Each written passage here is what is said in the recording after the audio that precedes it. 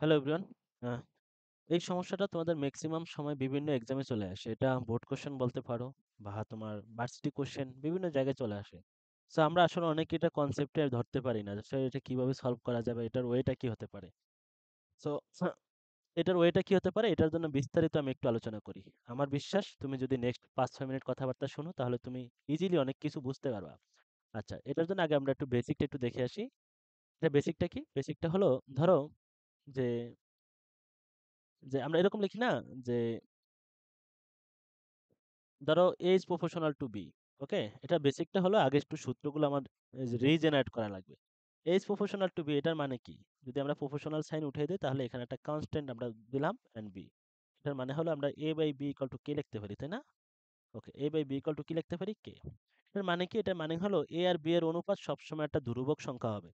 কিরকম? ধরো সাপোজ প্রথম এ হলো 10, বি হলো 20।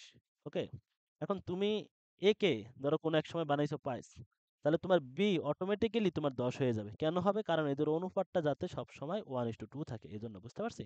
সেটা বোঝা গেল। এটা very simple question, very simple কথাবার্তা। সো এখন যে জিনিসটা আমি শিখবো সেটা হলো, এ বাই বি যদি তুমি এরকম ধ্রুবক পেয়ে যাও তাহলে তুমি এটাকে এরকম লিখতে পারবা যে a1/b1 ইকুয়াল টু a2/b2। ভাই কেন শিখাচ্ছেন? কারণ আমরা সূত্র রিজেনারেট করতে হবে আমাদের। ওকে, তাহলে এটা একটা সূত্র। এই যে তোমাদের মাঝে মাঝে এই সূত্রগুলো আসলে এভাবেই আসে, বুঝতে পারছো? অনেকে তো মুখস্থ করো, a1/b1 ইকুয়াল টু a2/b2। এখন সাপোজ কোনো একটা সূত্রতে তুমি এরকম একটা রিলেশন পাইছো, a is proportional to 1/b। তো এটা কিরকম হবে? এটা কিরকম হবে? এটা হবে এ বি ইকুয়াল টু ধ্রুবক। তো এটাকে তুমি এরকম লিখতে পারবা যে a1/b1 ইকুয়াল টু a2/b2। ঠিক আছে?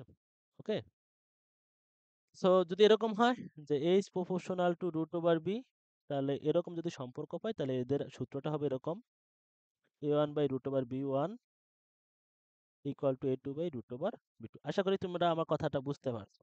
তো সূত্র যদি বুঝতে পারি তাহলে আমরা একটু ম্যাথে চলে যাই। ওকে, এটা খুবই সহজ। যে কোনো বস্তুর গতিশক্তি যদি 100% বৃদ্ধি করলে ভরবেগ কত বৃদ্ধি পাবে। ওকে, তো এসব ম্যাথ প্রসিড করা প্রথম, বা এসব ম্যাথ অ্যাপ্রোচ করা প্রথম লজিক হলো তোমার ম্যাথের গতিশক্তি মানে যার যার রিলেটেড জিনিসপত্র দেওয়া আছে সেই রিলেটেড যে সম্পর্ক বা ইকুয়েশন বা যে সূত্র সেটা লিখে ফেলা।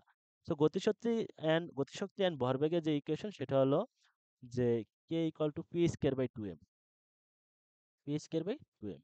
আচ্ছা, সেকেন্ড কথা হলো যে তোমার যা যা আছে বা যে যা যা রিলেটেড সেটা বাদে বাকি অংশের পরিবর্তে আমরা একটা কনস্ট্যান্ট বসাই দিতে পারি। ঠিক আছে? তাহলে 2 নম্বর পজিশনটা হলো কে। চিন্তা করো, ইকুয়াল টু এই যে 1/2m, 1/2m কি এই অংশের কোনো জায়গায় আছে বা গতিশক্তি আর ভরবেগের ভিতর আছে? নাই। আমার লাগবে গতিশক্তি আর ভরবেগ। সো গতিশক্তি আর ভরবেগ বাদে বাকি যেটা আছে সেটা পরিবর্তে আমরা কনস্ট্যান্ট একটা বসাই দিব। ঠিক আছে?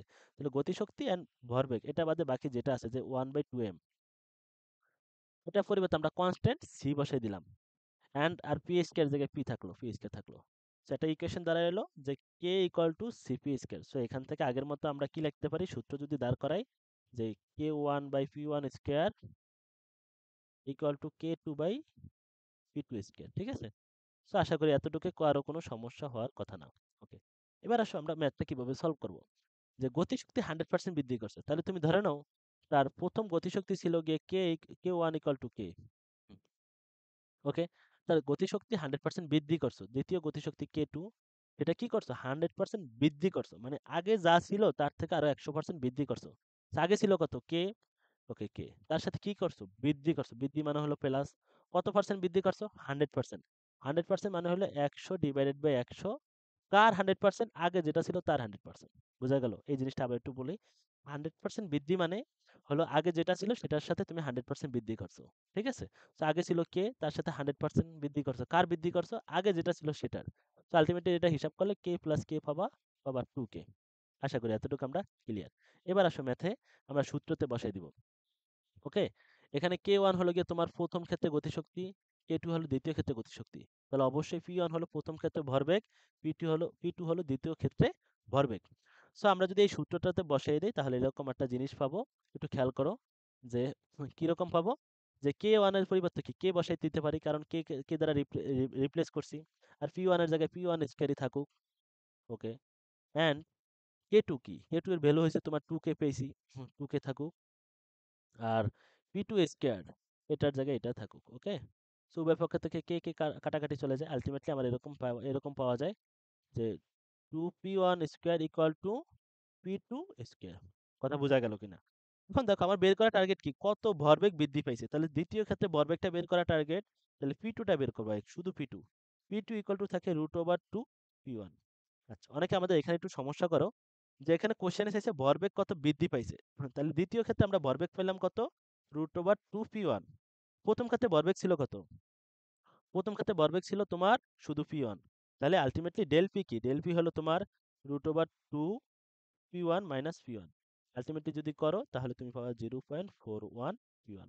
ঠিক আছে, তাহলে তোমার ভরবেগ কত বৃদ্ধি পেলো, ভরবেগ পেলো 0.41, এত গুণ বৃদ্ধি পেলো। ঠিক আছে, ভরবেগ এত গুণ বৃদ্ধি পেলো। যদি পার্সেন্টেজে হিসাব করো তাহলে 100 মানে 41% বৃদ্ধি পেলো। সো যদি শুধু ভরবেগ কত বৃদ্ধি পাবে এটা না বলে যদি ভরবেগ কত গুণ হয়, তাহলে উত্তর হলো √2 গুণ হয়। তাহলে ওভারঅল কথাটা ক্লিয়ার কিনা একটু জানাও। এটা হলো আমরা সব সময় এরকম একটা জিনিসের ভিতরে যদি বৃদ্ধি করলে এটা কত বৃদ্ধি পাবে, এটা বড় করলে এটা কতটুকু বাড়বে না কমবে, এরকম জিনিসপাতি থাকে, তাহলে ওই দুইটা জিনিস রিলেটেড সূত্রগুলা লিখে ফেলবো। সূত্রের ভিতর যে দুটা জিনিস নিয়ে কথাবার্তা হয়েছে সেটার পরিবর্তে, সেটা বাদে বাকিগুলোর পরিবর্তে ওখানে একটা কনস্ট্যান্ট বসাই দিব। অ্যান্ড আমরা আগের মতো আগের স্লাইডে যে বেসিকটা দেখলাম সেই মতো আসলে আমরা কি করব, যে সূত্রগুলা জেনারেট করব। তো আগের কোশ্চেনটা যদি তোমরা বুঝে থাকো, এটা ভরবেগ যদি 100% বৃদ্ধি করে তাহলে তোমার গতিশক্তি কত বৃদ্ধি পাবে সেটা একটু আমাকে কমেন্ট সেকশনে জানাইতে পারো। ওকে, এবার আসো আরেকটা কোশ্চেন। এই কোশ্চেনটা তোমাদের জন্য আসলে হোমওয়ার্ক থাকবে। একটা সরল দোলকের দোলনকাল 50% বাড়াতে কার্যকর দৈর্ঘ্য কত পরিবর্তন করতে হবে। কার্যকর দৈর্ঘ্যের চেঞ্জটা আমরা এখানে জানতে চাইতেছে। সো প্রথম কথা হচ্ছে কি দোলনকাল, কি কাল, দোলনকাল আর কার ভিতর রিলেশন, যে দোলনকাল আর হলো কার্যকর দৈর্ঘ্য। এখন দোলনকাল আর কার্যকর দৈর্ঘ্যের ভিতর রিলেশনটা আমি বলে দেই, সেটা হলো T equal to 2π√L/g, 2π√L/g। তো ভাই আমি ইকুয়েশন লিখলাম, এখন এর যে এটা দিয়ে যে রিজনের যে ফর্মুলা সেটা কিভাবে করব। দেখো আমার কি কি আছে, দোলনকাল আর হচ্ছে কার্যকর দৈর্ঘ্য। তো দোলনকাল আর কার্যকর দৈর্ঘ্য বাদে বাকি অংশের পরিবর্তে তুমি একটা কনস্ট্যান্ট কে বা সি বসাই দাও, আর থাকে কি √L। এটা বোঝা গেল কিনা? সেখান থেকে তোমার ফর্মুলাটা আসে T1/√L1 ইকুয়াল টু T2/√L2। আশা করি বোঝা গেল। ঠিক আছে, তো এতটুকু বুঝতে পারলে, সূত্র বুঝতে পারলে তুমি বাকি অংশ আগের মতো করে করে ফেলতে পারবা। তো আশা করি তোমাদের অনেকেরই হয়তো বা কনসেপ্টটা ক্লিয়ার ছিল না, ক্লিয়ার হয়ে গেছে। যদি না বুঝো কমেন্ট সেকশনে জানাইতে পারো, এন্ড হোমওয়ার্কগুলো করে অবশ্যই জানাবা। সো দেখা হচ্ছে নতুন কোনো ভিডিওতে। আসসালামু আলাইকুম।